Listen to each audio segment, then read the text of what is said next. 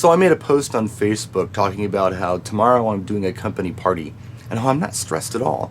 And what a difference that is from all of the weddings that I did this year. And it's odd how some people still wonder why DJs charge more for weddings than they do other parties. And most people agreed. There was one guy who said, well, banquet halls don't charge any more for a wedding than they do a regular banquet. Why is that? So, well, they're kind of doing the same thing for the most part. They're doing linens, they're doing dinner if they're serving, if they're catering it.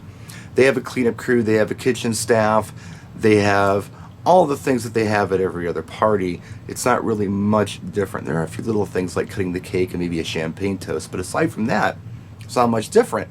It's like, well, then it's the same thing with the DJ. We put our things together, we show up, we do a couple formalities, we greet everybody, and we just jam music for the night. And I can't help but thinking, where is this guy DJing? It might be 1990, because that's how it was back then. We showed up for the dance portion of the evening. It was usually a 4-hour deal, and we loaded in during dinner. It was $400, so $100 per hour is what we were charging back then. And we just filled in the blanks. It was the same program every night. It just kind of depended on who the client was. Last week it was Bob and Sally. This week it's Dave and Susan. Everything's happening at the same time. We're telling them how things are going to happen. We play a couple of different songs that they've requested for first dance, maybe a father-daughter, maybe a wedding party dance song is a little different than it was the week before. Maybe it wasn't. But now it's very different, for me anyway, the type of clients that I'm getting, where I'm having several meetings with the client. And I'm going through all of their needs and wants. I'm sorting all of this out. A lot of the times, most of the time this year, I actually did the ceremony too. So that was a separate setup. Sometimes I attended rehearsal. Sometimes I helped kind of coordinate the ceremony. I wasn't just playing music for it. I was actually coordinating the thing.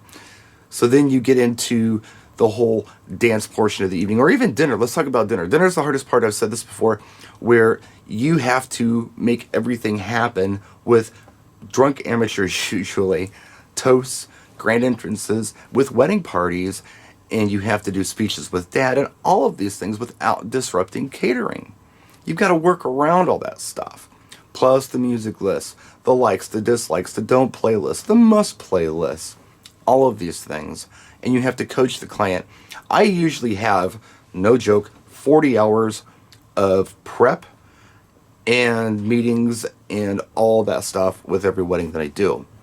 With the company party that I'm doing tomorrow, I don't know, I might have an hour, plus my typical load out, load in, all of that stuff. It's not a big deal compared to a wedding in my market. I show up, I jam tunes, I give them a wireless mic, they do some really long speech the boss is going to say, and everybody has to listen because it's the boss. They can't get bored, they can't get rude about it. This is their job. They got to shut up and listen. How they do it is their business. I'm not really involved with that. When they're all done, I jam tunes. And the way I do it, just a little tip here, a lot of companies now have like a lot of Latino folks. Mexican, Puerto Rican, Dominican, El Salvadorian, Colombian, whatever. They're there. And a lot of times they don't feel represented at these company parties. So what we do is we represent them. Now I can tell them, yeah, I've got this music, I can play it. And that's all true. I have it and I can play it. But at these company parties, I think what's really important is that the Latino community is represented. And the way I do that is I bring Blanca with me. She's fluent in Spanish. She's obviously Latina. They see her and they say, hey, one of us is up there. We're represented. And that makes them feel good. So that's a big selling point for us for holiday parties. But I regress. Anyway, yeah, if anybody wonders why weddings are more expensive than company parties, either you're doing very basic weddings, and if you're doing them, where are you doing this? Because nobody wants that in my market anymore. Or you're putting a whole lot of prep into these company parties that you may not have to. Typically, my experience with these company parties is whoever's planning them is busy. They just want someone who's good to show up and do stuff.